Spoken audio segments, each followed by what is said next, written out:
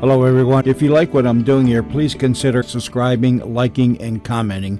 It would really help the channel out quite a bit. Thank you very much.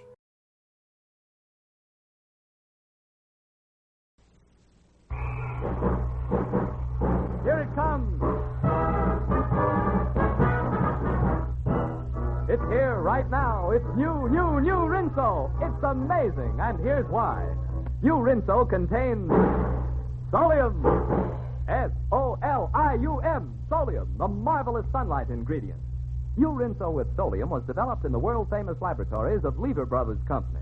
New Rinso with Solium washes white clothes whiter than new. I repeat that. White clothes come out whiter than brand new. And furthermore, New Rinso with Solium makes washable colors look brighter than new. And I repeat that. Washable colors look even brighter than brand new. No other soap in the world can make these claims because no other soap contains Solium. New Rinso is so safe for clothes, so kind to hands. Don't delay. Get it right away. New Rinso with Solium.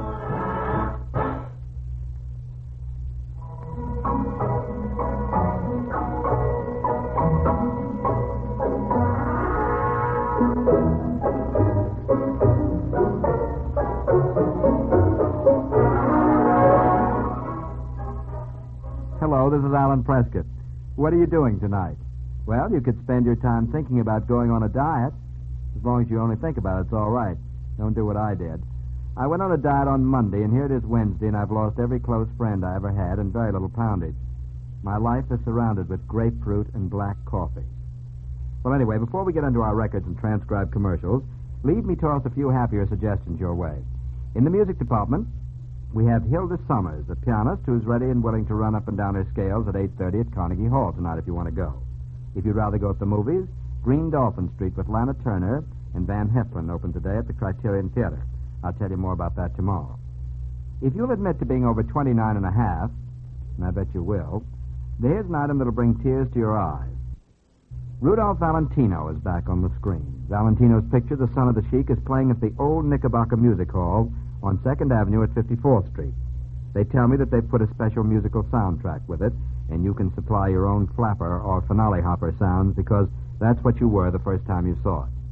By the way, speaking of sounds of adoration, I've noticed in a certain midtown street that there's a gathering of little girls in the front of a building. They're there at noontime, and they're still there when I come over to the studio, and they're still there when I go back. Last night, I asked the doorman across the street what they were doing there, and with a curl of his lip, he told me that Frank Sinatra lived in that building, and that those youngsters just waited all day and most of the night to get a glimpse of him. You know, I think that's sad. I think it's sad for the youngsters, and it must drive Sinatra slowly crazy. Oh, that was not among my suggestions for you to do tonight. In fact, the rest of my suggestions are for tomorrow. There's an auction at the Park Benaire Galleries of Egyptian, prehistoric, and dynastic art, in case you want some for your antimacassar, at 2 p.m.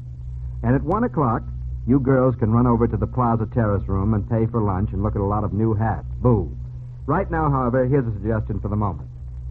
Al Jolson, the famous singing star, says, Schaefer is the finest beer I ever tasted. Al Jolson is just one of the many folks everywhere who say that Schaefer beer is the finest beer I ever tasted. And we say it's the finest beer we ever brewed. In Hartford, Bridgeport, and New Britain, this finer Schaefer's what they're getting. Bronxville, Crestwood, Tuckahoe. Schaefer is the beer to know. It's that finer taste by heck that sold us in Mamaroneck. The folks up in Schenectady say Schaefer is the beer for me. On the level, folks. Every day, everywhere, more people are saying the Schaefer beer we are brewing is the finest beer they ever tasted. But don't take my word for it. Try a glass of Schaefer and see for yourself. Compare it to any other beer, domestic or imported. But just try it. Finest beer I ever tasted. Finest beer we ever brewed. That's Schaefer. Try it.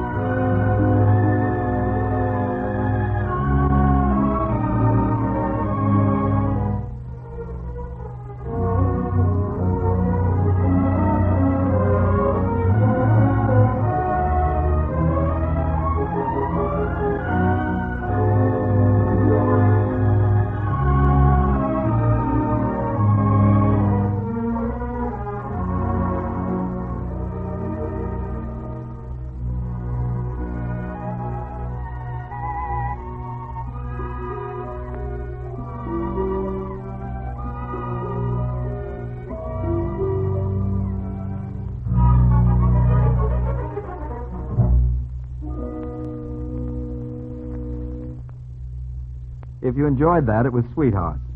Have you any idea what week this is? Well, it's National Letter Writing Week, so help me. If you write one letter a year, I suppose this is the week to do it. I don't know why we have to have a National Letter Writing Week, in that most people seem frantic about writing letters any week in the year. But anyway, I thought you ought to know that that's what this week is. You know, I'll be glad to write anybody a letter. In fact, I bet I have, and I'll be glad to do all the things designated by various groups if they'll only leave me one day which doesn't have to be celebrated. Do you feel that way? We have National Laugh Week, Donut Week, Mother's Day, Father's Day, and so help me, Miss Catherine Smith has recently demanded that we dedicate a day to Grandmother. I wonder when we'll have Standing on Your Head Day, or Standing on Your Head early in the morning and sitting down all afternoon Day. How long can it go on, do you suppose? Conversation about engagements will run like this. Hello, Minnie. I'd like to see you on Wednesday. Minnie will say, can't Wednesday, it's Pretzel Day and I'm looking for a new angle. Thursday? No, that's Bird Day. I'm taking a whistling lesson. Friday? Well, you see what I mean. If this day and week business keeps up, I'm going to start a campaign for Just For Me Week, when none of us have to do anything or celebrate anybody, just because somebody has an axe to grind. I didn't mean to get mean.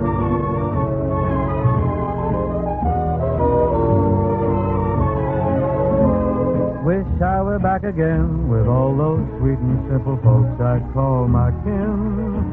In Kokomo, Indiana, well, if it isn't Pop, hi, Mom, you always had the cutest grin. In Kokomo, Indiana, just look at Rover wag his tail. Gosh, he remembers me. And get a load of Sister Gray. You can't see the freckles or the jam on her face. How would you like to go and see that old Wabashful beau you used to know?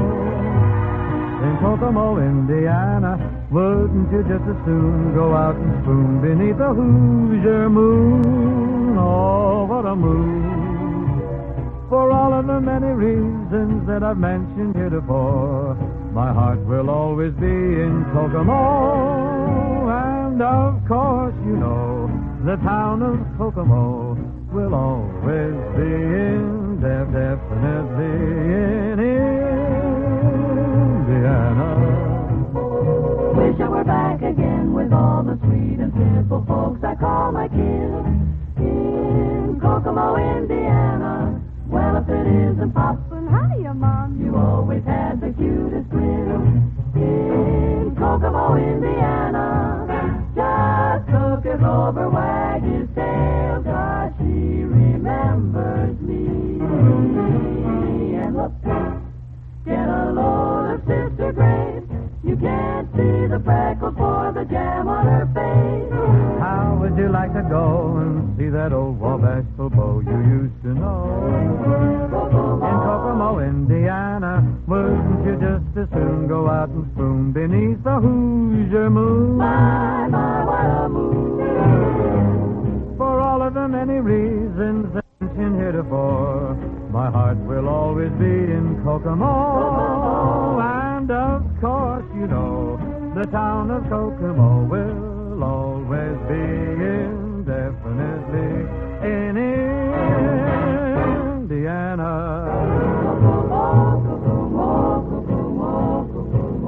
Indiana.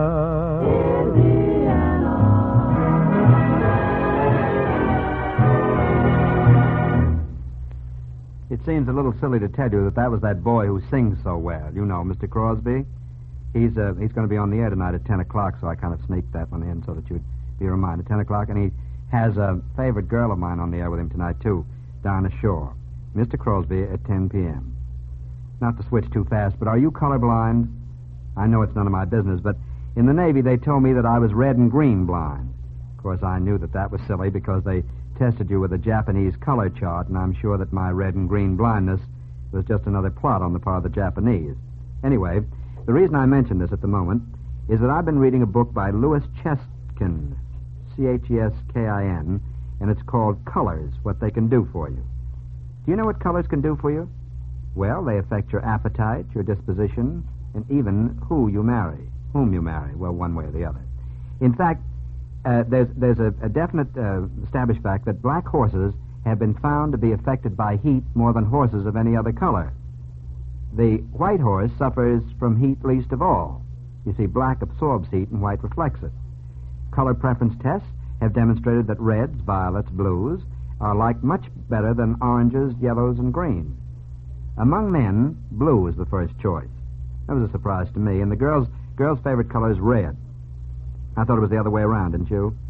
Mr. Cheskin demonstrates in his book how color affects the work you're able to do in a certain room, the pleasure you take in living in another room, how it affects your health and disposition. He shows how important color is in merchandising, you know, how they make the packages, and how you can actually mark the difference between success and failure with color.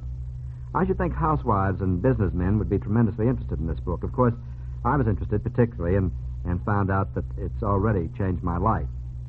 You see, last Tuesday, I had a singular lack of success socially. I thought I was charming. I spent a great deal of money. I even told a story that was rather witty. Well, fairly witty, but I was not a success. Know why? Necktie, wrong color. Oh, just a second. I want you to listen to this. Everybody needs a holiday. So come along with the November issue of Holiday Magazine to the old line state of Maryland. See all of its attractions, from the stately mansions of the Eastern Shore to the bustling highlands of the Cumberland Gap. Visit aristocratic Baltimore, a city which trades with Yankee shrewdness but lives with Southern grace. See the capital city of Annapolis, the Athens of America, a quaint village whose quiet streets are still lined with picturesque 18th century homes. Enjoy the colorful, pulse-quickening spectacle that is the United States Naval Academy, imposing home of brave traditions and 2,400 precision-drilled midshipmen. See every nook and cranny of beautiful Maryland in the latest Holiday Magazine. 38 lively pages, 120 eye-filling photographs, many in breathtaking full color. Enjoy it along with the many other exciting features in the November issue of Holiday Magazine, now on your newsstand. Get